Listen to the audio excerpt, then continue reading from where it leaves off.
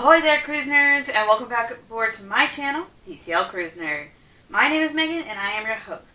I hope everyone had an awesome week, but towards the end, if you do follow Disney Cruise Line, it got a little confusing, probably around Thursday or Friday.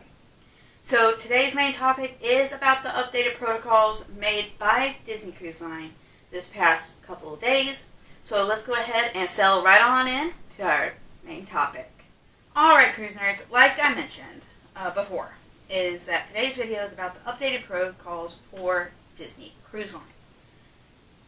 But before we get started and getting into a quick overview of today's topic, and I know a lot of you, like myself, probably celebrated in his or own way, I do want to go ahead and say a big thank you to all of our service members, to those who are no longer with us, to the veterans, and to our current military.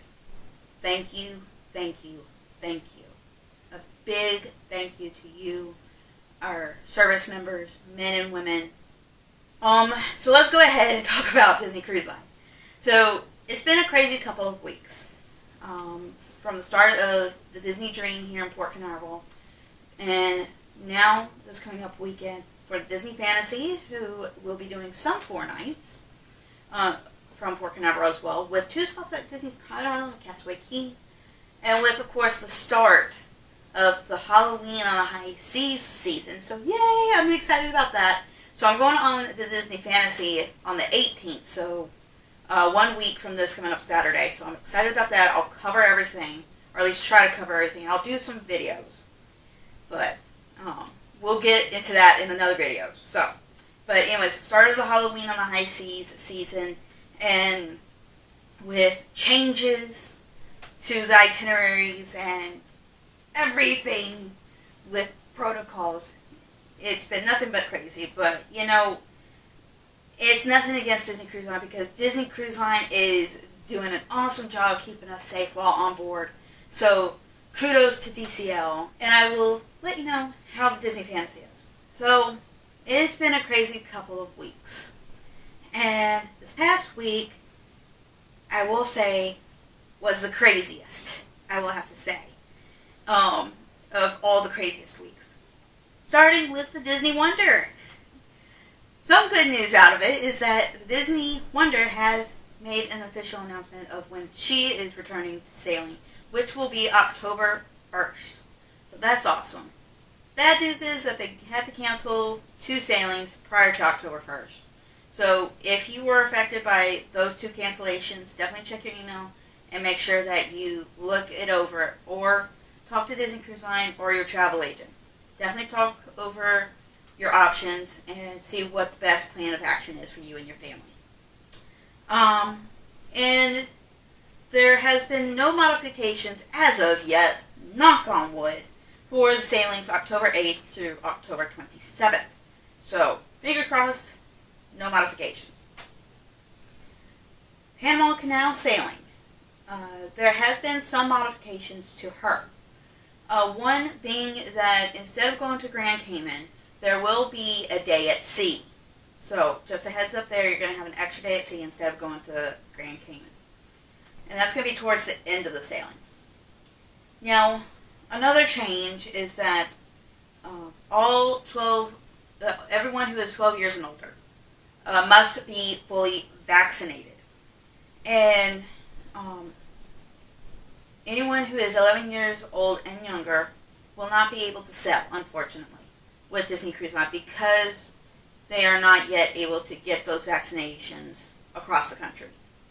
So just a heads up on that. So everyone who is 12 years and up can still sail, but you might not be able to if you have someone who is 11 years or younger. So definitely check the emails, talk to Disney Cruise Line, talk to your travel agent, definitely see what those options are for you and your family if you might be impacted.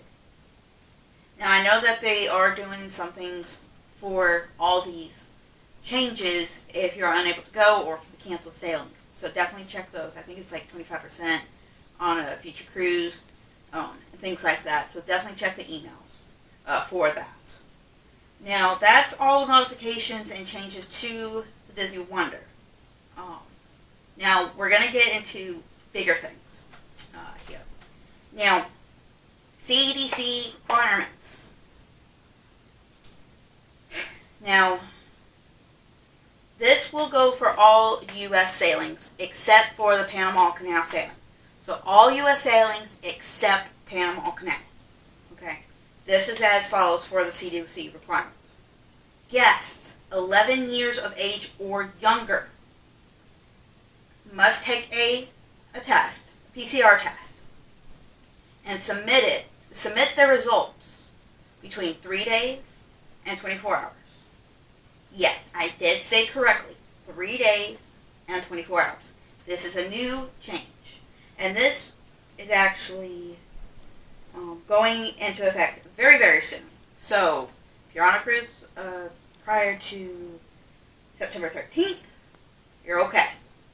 But any cruises from September 13th and beyond, it'll be 3 days and 24 hours that guests who are 11 years and younger must submit a PCR test between 3 days and 24 hours prior to embarking the ship. And these tests should be a rapid PCR or a lab-based PCR. Antigen tests are not accepted. Once again, a rapid PCR or a lab-based PCR are acceptable. But antigen tests are not accepted. Once again, antigen tests, no. Lab-based PCR and rapid PCR, good. Yes, those are accepted. Antigen, no. Rapid or lab-based PCRs, yes. So, just a heads up there. And I know I'm going to keep repeating it, but I want to make sure that it is clear. Because there has been a lot of confusion. And it's confused me, so that's why I took a couple of days to reread all this information under the Know Before You Go section on Disney Cruise Line website.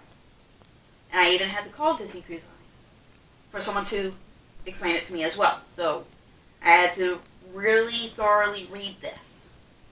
Okay. So all guests. Now this is one other thing about the rapid PCR or the tests that need to be submitted. With the time frame changing to 3 to 24 hours prior. With the returning of the kids to Inspired Diagnostics, that's a very short turnaround time, and you might not get your results back in time.